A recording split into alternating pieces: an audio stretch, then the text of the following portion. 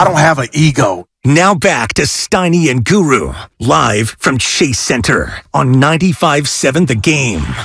Make sure you include my chuckle after Guru said that. You are crazy. Matt Stein, Matt Darrell, the Guru Johnson with you from Chase Center, and we're joined by Tim Roye, and I'm trying to figure this out. So way back in the day, I remember when I was at the Contra Costa Times, Tim was announced to be the Warriors radio play-by-play man, and I had to write a story on him because I was the media guy. Okay. Is this your 29th year? 28th. 28th, all right. Like I was saying, 93, 94. 95, 96. And, Goo, I know you'll appreciate this, but there was no arguing with Matt about basketball on the road. No. We never got there. He was so nice, and then, that guy What's happened? That guy stinks. He stinks. Oh, man. Tim, I think last year's title was largely unexpected. So because it was unexpected, how much what's your mindset going into this year, because it feels like you're playing with house money almost? I got to disagree with you. I thought going into playoffs last year, I thought they had a great shot. And even in the finals, when they were making all these, Boston's got an 80% chance of winning, and I was going, I just don't see that. They're turning the ball over at a high rate and the whole bit. And so I thought they had a real good chance. I thought the teams that that you didn't want to face. Obviously, Boston had played well against the Warriors, but it's one thing to beat a team in a regular season. It's another thing to beat them in a 7-game series. And when they got by Memphis, I thought was going to be, and was a real bear for them. That's not a good matchup for them. And so once they got past Memphis, I thought they had a really good shot. But yeah, this year, it's kind of like, and the other part about it is it's an exciting year because the components that are making up the bench are players that are going to get better, and we haven't seen them in this role before. And I think that's going to be exciting. And I think, if preseason has anything to do with regular season, which it doesn't, but if the moments in there of Wiseman and Moody and Kuminga, if they can have some of those moments during the regular season, then I think it's going to be another successful year. Steiny, I told Tim I need to borrow that shirt. I'm known for my shirts, but that shirt is A1. Let me pick your brain on this. You've been around this team. You are part of this team. You've seen winning teams. You've seen losing teams. I want to pick the great Tim Roye's brain on when you walk in and you see these teams kind of communicate. Can you tell a winning team from a losing team without them playing basketball? Like, what is tangible to where this group's, they've got it? Well, before the championship run, I used to tell people, I don't know who's going to win it, but I can tell you who's going to win 30 games. I know those teams. I know those teams. Okay, but what you see is there's a calmness to great teams. Wow. There's a calmness to them. They don't stress over a regular season loss. They don't stress over moments and getting down in games. They just kind of get their stuff going and get back to it, and that's what this team has. They have a calmness about them. Even going back, I saw Coach Atkinson in the Summer League was on one of the telecasts, and they asked him about the championship, and he said that down 2-1 they had a meeting, and Steph and Draymond and Clay were all going, yeah, we're okay, we'll adjust here, we'll do this. And he goes, they were so calm about it. I said, we're down 2-1. He goes, I'm going crazy, and these guys are all going, okay, we're fine, we're going to be okay. Yeah, calmness. That's the experience that probably helped win him that series for sure. By the way, if you're asking Tim if we know what a 20 or 30 wins, nobody knew how good or how bad his team was more than Don Nelson. Really? Yes, that's right. I have this vague recollection of 2006. We're in Indiana. No, it's 2007. Oh, that's right. It was before the trade, though. Yeah. It was before the trade, and Don Nelson comes and buys us a drink, and he goes, well, boys, we're not a very good basketball team. Wow, the truth. I think he came out the next day and said it in public, too. Yeah. And then they pulled off the trade for Steven Jackson. I believe, I haven't updated through last year, but I believe my overall Warriors record is still below 500.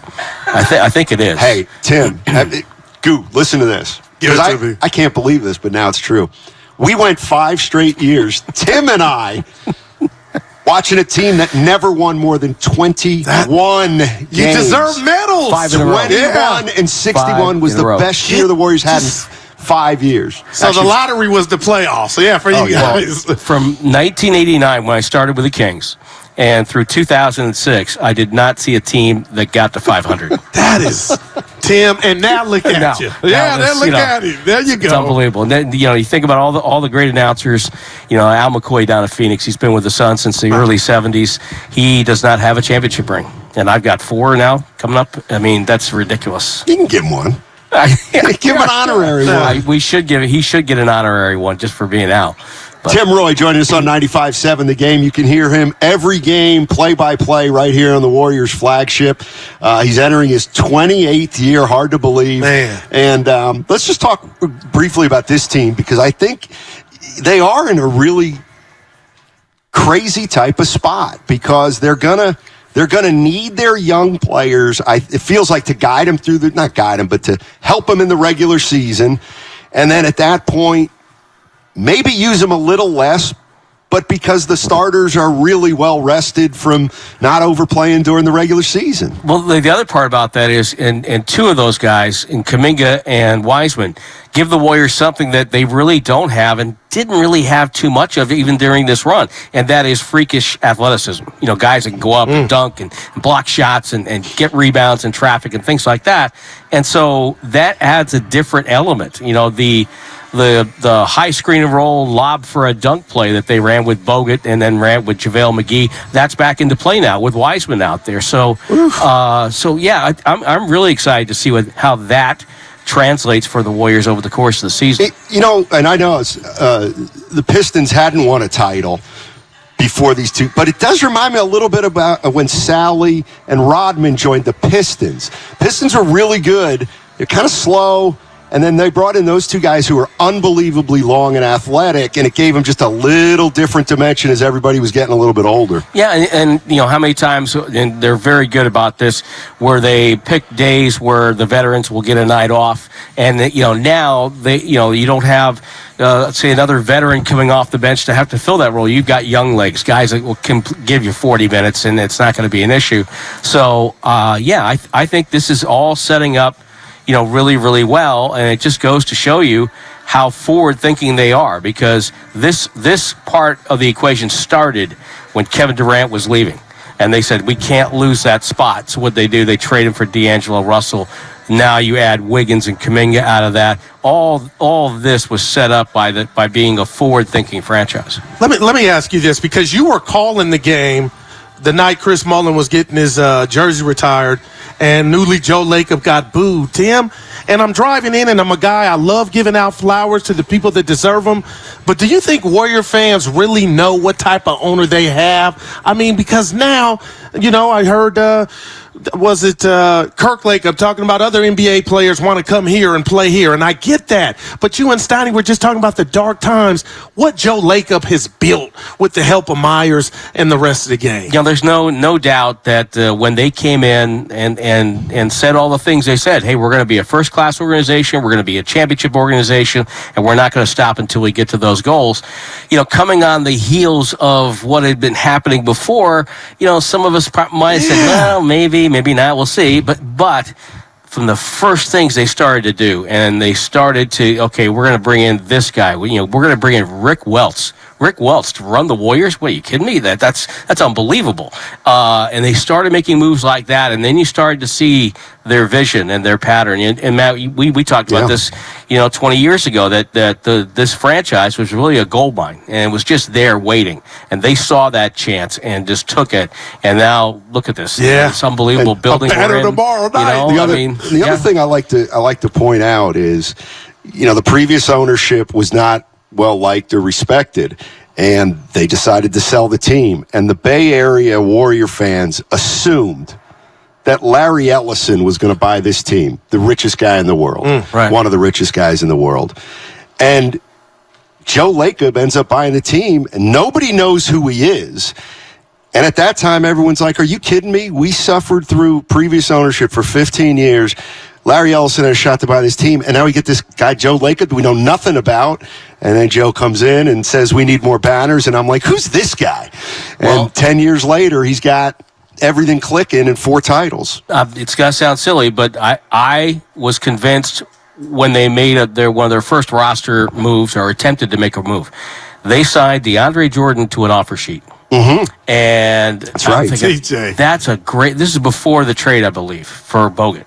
So I'm thinking, oh, that's a great move because either the Clippers are going to have to pay more than they wanted to for DeAndre Jordan, or we get a center. We need a center at that point. And so I thought that's a great move. It's a win-win. Even if the Clippers match, it's a win because you're making a divisional opponent do something they didn't want to do at the time they didn't want to do it. So when I saw that, I thought, oh, that's great. That's the kind of thinking that the Warriors had not had. We had stuff like trading Marco Bellinelli to Toronto to save a few $100,000, and we got back Devin George, who played. He played for the Warriors. He played, but every now and then that knee would go out. It would be like at midcourt, and he would just, oh no.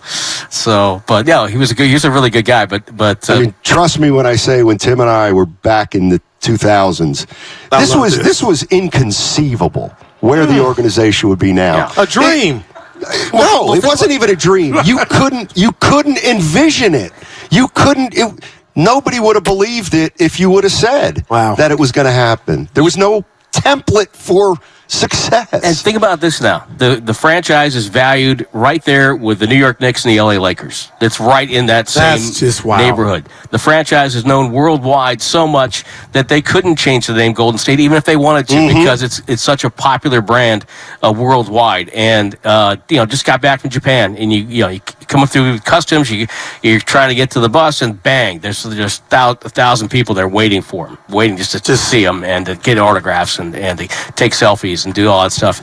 And to see the Warriors where they are now, it's one of the most remarkable professional sports accomplishments. And like you said, I think Joe Lacob, Peter Guber, all those guys, they deserve a lot of credit for that. I'm gonna share something about myself. Steiny already knows, Tim. I overreact and I tend to jump to conclusions. You don't overreact. Okay? No. And with that, it's Jordan Poole. Who's getting traded today on your show? Nobody.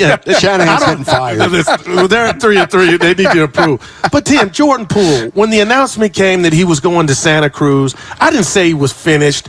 I never envisioned him getting this offensive repertoire.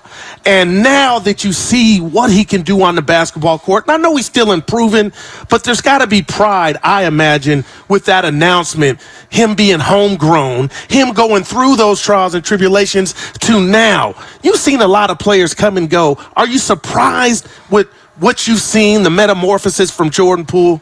Early on, I talked to a couple of the assistant coaches who were working with him. One of them was Chris DeMarco, and Chris sold me on him right away. He said, no, this kid's the hardest working guy. He comes in the gym all the time. He's gonna get there. And the Warriors saw something in him when they drafted him. Remember on draft night, there were all these guys saying, oh, what a horrible pick. Right. He should have been picked in the 50s. And just go back and look at some of the picks the Warriors have made. Kevon Looney. Okay, they knew that they were drafting a guy that they were going to have to put some time in because of his medical situation at the time. And, so a couple of surgeries, they work with him. Now look at Kevon. Everybody in the league would love to have that guy. 82 games. Yeah, exactly. And then, Draymond Green's another example. They get him in the second round, and they don't try to pigeonhole him. They don't call him a tweener. They said, let him go play. Just go play. Go be Draymond. Wow. And 4 titles later, that's what you have. Steph and Clay, obviously. They see things in players that other teams don't. And now they've got it to a point where it's kind of like the Spurs 20 years ago. The guys come in. There you go. They come in for a year or two. They play with the championship team. They move on, and they get a paycheck somewhere else, and that kind of culture. And they've developed it. And, Stephen Curry is, as Steve Kerr likes to say, is really a lot like Tim Duncan. He sets the tone for the whole player side of this thing, and it's an incredible atmosphere. Awesome. Tim Roye, thank you so much for joining us. Really appreciate it. But we had the coach coming on. Yeah.